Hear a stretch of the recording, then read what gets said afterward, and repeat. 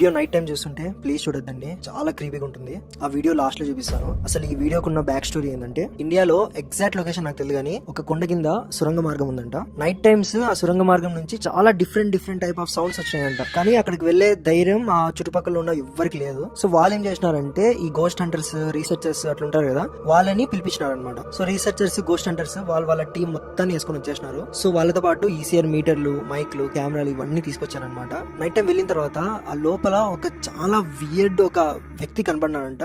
అతను చూస్తేనే భయపడతారనమాట, అట్లున్నాడు. బట్ వీళ్ళ టీమ్ లో ఒకరు ధైర్యం చేసి వెళ్లి వీడియో రికార్డ్ చేస్తారంట. ఆ వీడియో ప్లే చేస్తా, మీరే చూడండి.